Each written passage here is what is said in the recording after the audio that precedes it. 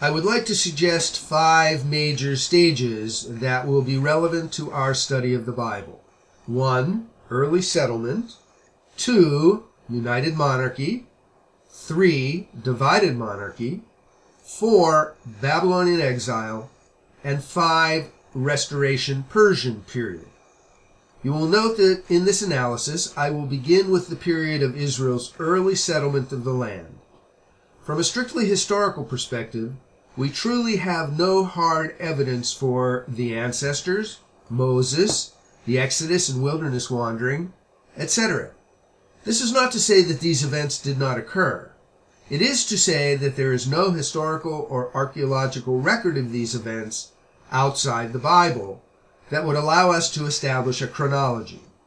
Scholars have attempted for many years to associate certain broad sociological and cultural patterns depicted in the Torah literature to similar patterns discovered in the historical and archaeological record of the ancient world. For our purposes, however, we begin with the first solid historical evidence in the historical record outside the Bible for the existence of a group called Israel.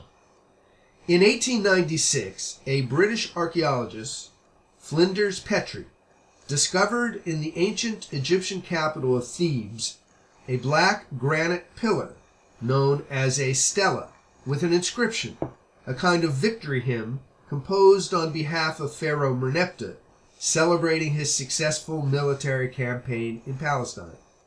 Dated to the year 1205 BCE, the stela mentions a group called Israel, using a designation that indicates a loosely organized tribal society.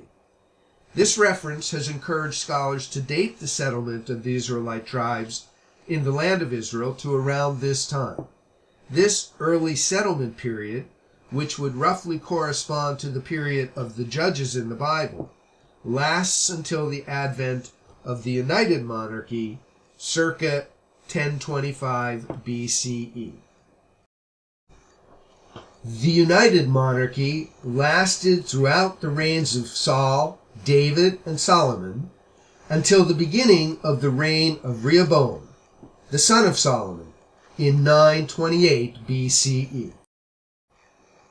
At this time, according to the Bible, the tribes of the north seceded from the United Monarchy. From this time, there were 2 Hebrew kingdoms in Palestine, a northern kingdom known as the Kingdom of Israel, ruled by a series of royal dynasties, and a southern kingdom known as the Kingdom of Judah, ruled by the descendants of King David. We refer to this period as the Divided Monarchy. The Divided Monarchy was disrupted in 722 BCE when the Assyrian Empire conquered the northern kingdom of Israel, exiled many of its inhabitants, and repopulated the area with exiled peoples from other parts of the empire. These exiled Israelites are what we often call the lost 10 tribes of Israel. In the year 586 BCE, King Nebuchadnezzar of Babylonia conquered the kingdom of Judah, destroyed Jerusalem and the first temple, and exiled the leading citizens of the kingdom to Babylonia. This is the period of the Babylonian exile.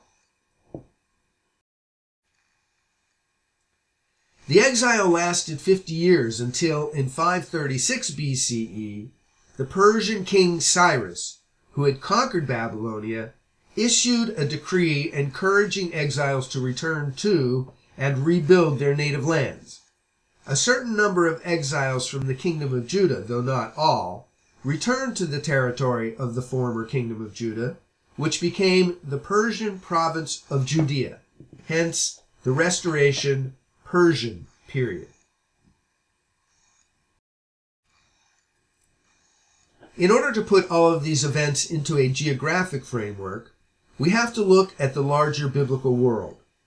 You should be aware of the fact that what we call the Middle East is more often referred to as the Near East when we talk about ancient history.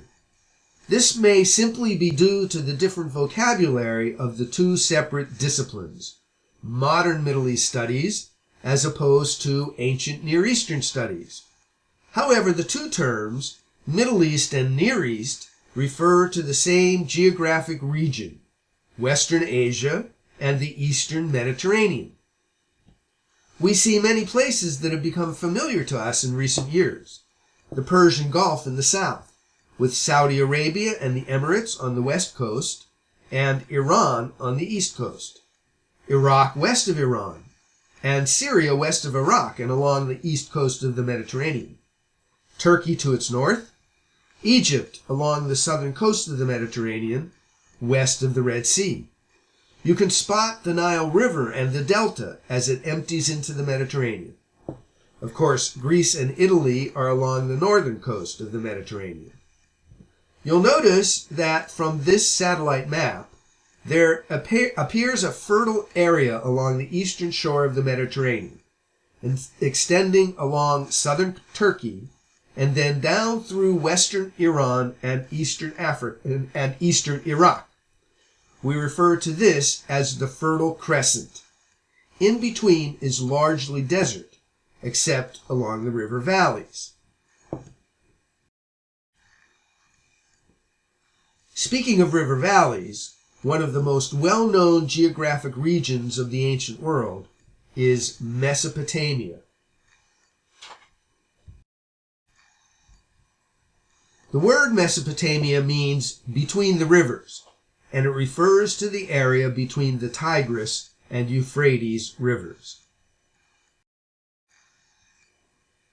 In the time period that we'll be covering, Mesopotamia was dominated by two major kingdoms, each of which grew into empires at various times: Assyria in the north and Babylonia in the south. Another area we'll be discussing, particularly as regards the New Testament literature, is what historians of the ancient world refer to as Asia Minor.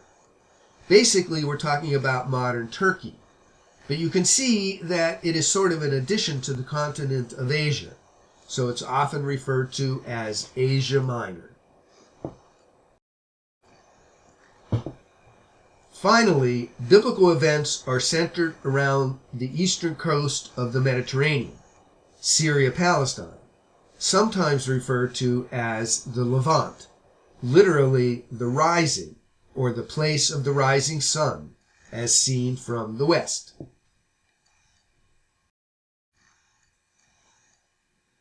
These are the very real lands in which biblical events play out.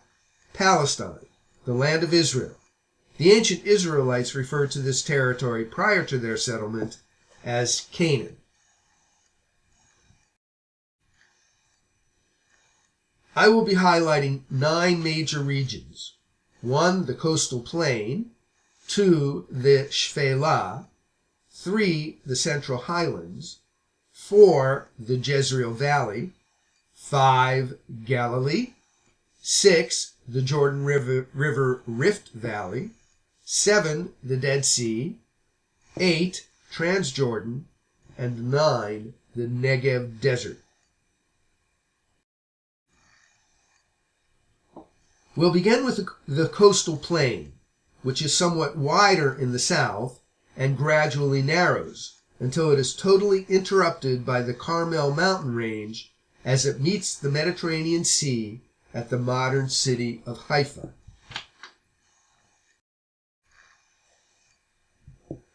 Next is the Shephelah, or lowlands, the rolling hills that separate the coastal plain from the next region, the Central Highlands.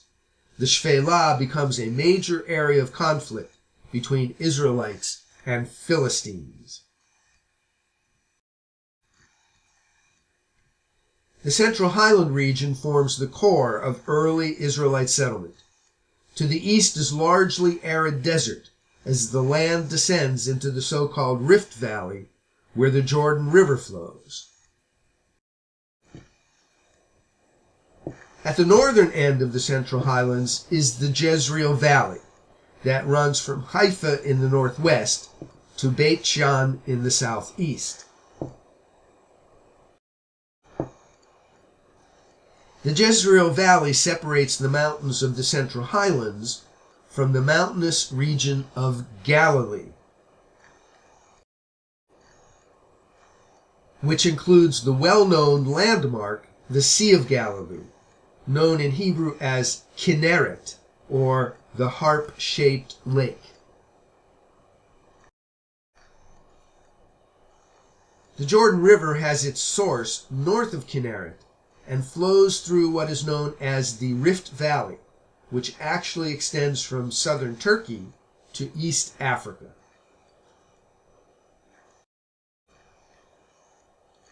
The Jordan River empties into the Dead Sea. To the east of the Jordan is Transjordan, literally across the Jordan. This area currently forms part of the Kingdom of Jordan, but during the early phases of biblical history, it was occupied by tribes and groups associated with the nascent nation of Israel, and remained a disputed area throughout the history of biblical Israel. Indeed, it becomes a central focus of some of the stories in the book of Judges, most especially in the story of Jephthah in Judges 11 and 12. The entire southern part of the country is dominated by the arid Negev desert.